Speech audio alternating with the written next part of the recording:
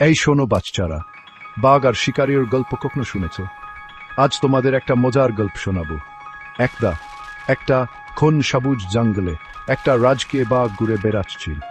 বাঘটা ঘুরতে খুব ভালোবাসত, কিন্তু একদিন এক শিকারী তাকে দেখতে পেল।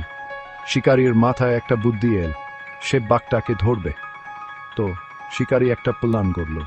সে বাঘটার রাস্তায় একটা বড় মজবুত জাল পেতে রাখলো। আর কি হলো জানো? পরের দিন কৌতূহলী বাঘটা সোজা জালে গিয়ে পড়ল।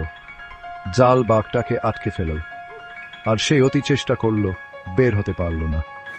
বাঘটা খুব দুঃখ পেল আর ভয়ও পেল। কিন্তু এবার গল্পে একটা টুইস্ট আছে। শিকারীটা খারাপ মানুষ ছিল না, সে খুব দয়ালু ছিল আর তার মনটা ছিল অনেক বড়। বাঘটাকে কষ্ট পেতে দেখে তার খুব খারাপ লাগলো, তাই শিকারী বাঘটাকে ছেড়ে দেওয়ার সিদ্ধান্ত নিল। শিকারী খুব সাবধানে জাল খুলে বাঘটাকে ছেড়ে দিল। বাঘটা খুব খুশি হলো।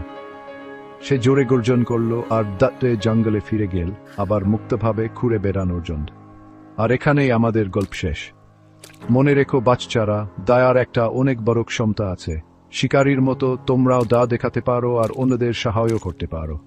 শোনার জন্য ধন্যবাদ। আবার দেখা হবে অন্য একটা মজার গল্প নিয়ে।